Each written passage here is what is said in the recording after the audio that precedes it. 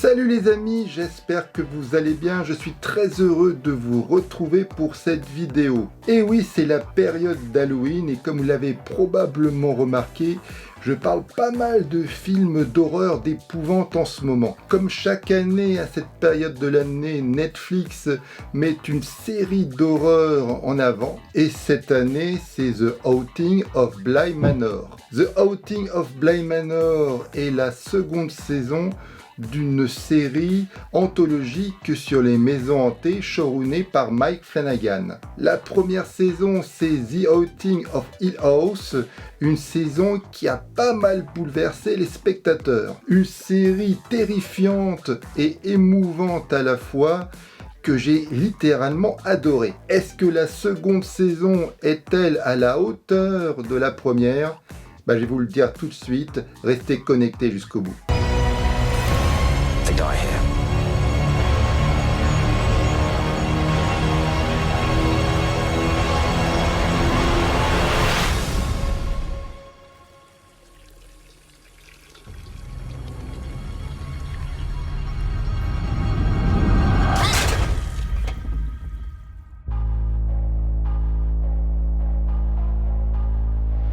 La première saison, The Haunting of Hill House, est une adaptation très libre du roman de Shirley Jackson, Maison hantée. Au début des années 60, Robert Weiss signe une adaptation de ce roman qui s'appelle en France La Maison du Diable. Et c'est tout simplement un véritable chef-d'œuvre du genre, voire tout simplement le meilleur film de maison hantée de l'histoire du cinéma. J'ai d'ailleurs fait une vidéo sur ce film, donc si vous intéresse, je mets les liens dans le descriptif. Et pour moi, tous médias confondus, The Haunting of Hill House est tout simplement l'œuvre la plus terrifiante qui m'a été donnée de voir ces 10 dernières années. C'est pour vous dire que j'attendais avec une immense impatience la seconde monture. The Haunting of Bly Manor est toujours showrunné par Mike Flanagan. Il a écrit le scénario de cette seconde saison, comme ça a été le cas avec la première. Par contre, il n'a réalisé qu'un seul épisode, c'est-à-dire l'épisode pilote, contrairement à la première saison où il a réalisé l'intégralité des épisodes. La seconde saison est donc composée de 9 épisodes. C'est avant tout une adaptation du roman d'Henry James, Le Tour d'écrou. Il y a eu énormément d'adaptations, que ce soit à la télévision ou au cinéma, de ce livre, car c'est tout simplement l'histoire de fantômes la plus connue. Il y a quelques mois est sorti directement en DVD The Turning, qui est une adaptation de ce livre, d'ailleurs pas terrible. Mais bien évidemment, le chef-d'œuvre absolu, ce sont Les Innocents, réalisés par Jack Clayton avec Deborah Kerr, également sorti au début des années 60, et qui est pour moi le second meilleur récit d'histoire de fantômes, après celle de La Maison du Diable, justement. Chose qui n'a pas souvent été dit, la seconde saison n'est pas seulement une adaptation du Tour d'écrou, mais également 2 autres récits d'Henry James, notamment Le Coin Plaisant et surtout le roman de Quelques vieilles robes. D'ailleurs, l'épisode 8 est une adaptation assez fidèle de ce dernier. Les premiers épisodes sont très fidèles au roman. Ça raconte l'histoire de Dani, une institutrice qui est engagée pour s'occuper de 2 enfants orphelins, Miles et Flora. 2 enfants très étranges qui vont peu à peu l'inquiéter. Il faut dire qu'ils vont habiter dans un immense manoir du nom de Bly Manor, qui est lui aussi pas mal inquiétant. Peu à peu, l'institutrice va se rendre compte que les habitants de ce manoir cachent de nombreux secrets.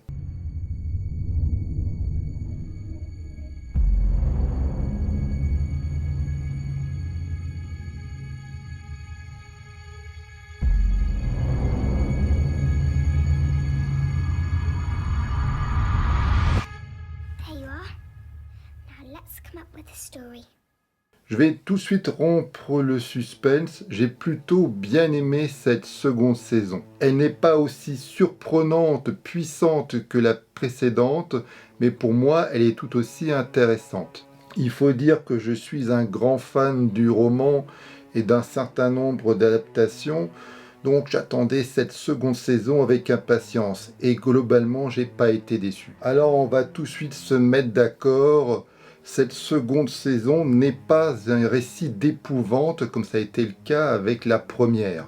The Haunting of Bly Manor est avant tout un conte de romance gothique et pas vraiment un récit horrifique. On peut donc dire que Mike Flanagan à respecter le livre. C'est pour cette raison que cette seconde saison a pas mal divisé les spectateurs.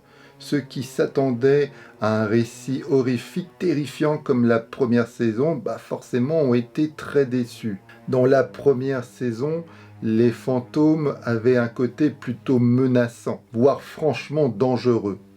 Ce n'est pas le cas ici.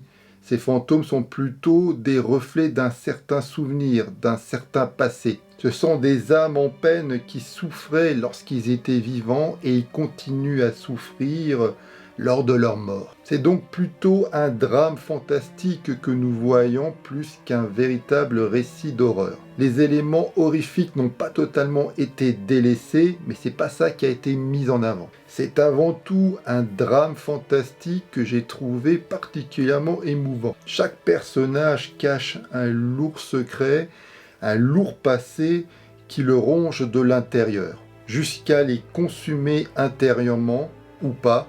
C'est ainsi qu'on va suivre différentes intrigues qui vont tout le temps s'entrecroiser entre passé et présent. Et on va voir comment ils vont réussir à solutionner leur passé, leurs tristes souvenirs ou pas. C'est comme vous l'en doutez, ce sont donc des intrigues qui parlent de deuil, de remords. The Haunting of Bly Manor, ce sont surtout des histoires d'amour. Des histoires d'amour fou, des histoires d'amour de possession, des histoires d'amour de manipulation, enfin bref, toutes les sortes d'histoires d'amour s'entrecroisent dans cette intrigue.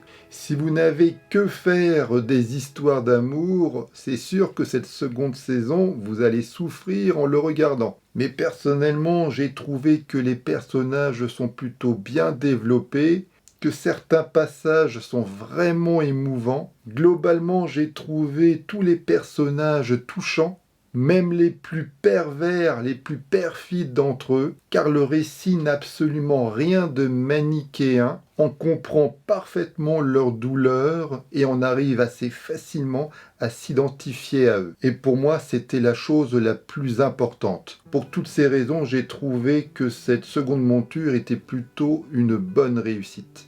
Malgré tout, il faut avouer, c'est pas une seconde saison parfaite. Il y a beaucoup de longueur, c'est vraiment très lent. En termes de mise en scène, elle est très classique. On sent que Mike Flanagan n'a réalisé que le premier épisode. Les autres sont pas mauvais en termes de mise en scène, mais ça reste très classique. Il n'y a rien d'incroyable au niveau de la mise en scène.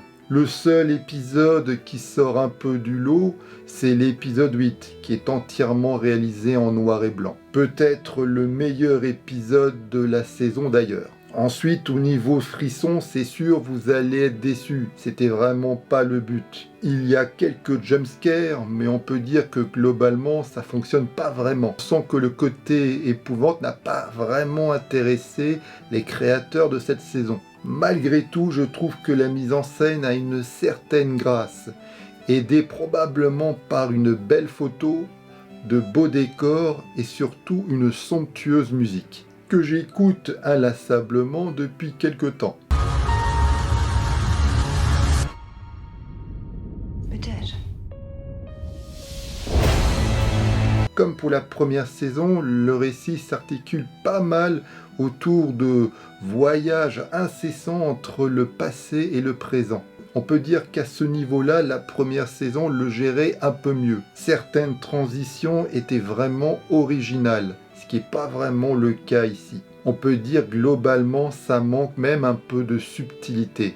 Mais bon, ça fonctionne. C'est vrai que parfois le récit nous perd, on ne sait plus si on est dans le passé ou dans le présent, mais au bout d'un certain temps, on arrive à comprendre ce qui se passe et à relier les différentes intrigues. On peut dire que le récit est construit un peu comme un mini-puzzle. C'est parfois confus, mais je pense que ça est fait exprès. C'est vrai que le spectateur doit rester attentif, sinon il risque facilement de décrocher. En tout cas, que vous aimiez ou pas cette série, il y a en tout cas une chose où nous sommes d'accord, c'est le choix du casting. Dans sa globalité, il est franchement excellent. D'ailleurs, c'est une grande partie du casting de la première saison qui a été récupérée pour cette seconde. Ah ouais, on ne change pas une équipe qui gagne. L'actrice Victoria Debretti, qui avait un petit rôle lors de la première saison, ici elle joue l'institutrice Dani. C'est là qu'on voit vraiment l'étendue de son jeu. Parfois même, il est peut-être même un petit peu en surjeu, mais rien de rédhibitoire. Globalement, elle est excellente. Elle campe un personnage touchant, émouvant, combatif. C'est un personnage qu'on aime vraiment suivre. Mention spéciale pour les enfants, qui sont vraiment extraordinaires. Notamment la jeune actrice qui campe Flora, et je l'ai trouvée tout simplement incroyable. Elle est touchante et angoissante à la fois. J'ai vraiment beaucoup aimé son interprétation, mais comme je l'ai dit, c'est vraiment le point fort de ce casting. Ils sont tous vraiment très bons. C'est une série assez riche, assez foisonnante. J'ai pas envie trop de rentrer dans les détails car je veux pas spoiler. Même si vous connaissez par cœur le roman Le Tour d'écrou ou le film de Jack Layton, croyez-moi, heureusement, il y a tout de même quelques surprises, notamment ce fameux épisode 8 dont j'ai déjà parlé, qui intègre un nouveau personnage et qui va vraiment rebattre toutes les cartes. Et grâce à ce personnage, vous allez avoir un nouveau point de vue sur l'intrigue. En tout cas, globalement, pour moi, cette seconde saison est une réussite. Elle n'atteint jamais vraiment la puissance de la précédente saison. Mais que voulez-vous, ça doit être mon côté fleur bleue. J'ai bien aimé cette balade, cette romance, cet échantillon d'intrigue amoureuse qui malheureusement très souvent finit assez mal. Voilà, moi j'ai trouvé mon compte. Et comme dirait la chanson, les histoires d'amour finissent toujours mal. Les histoires d'amour finissent mal en général. Dites-moi dans les commentaires si vous avez apprécié cette série ou pas. Likez la vidéo si vous appréciez globalement mon travail. N'hésitez pas à partager la vidéo en masse. Si j'ai le courage, ma prochaine vidéo sera un dossier sur le cinéma d'horreur des années 80. Donc si ça vous intéresse et surtout si vous souhaitez m'encourager, eh bien abonnez-vous à ma chaîne pour ne pas louper la prochaine. Je vous dis à une prochaine fois. Allez, bye!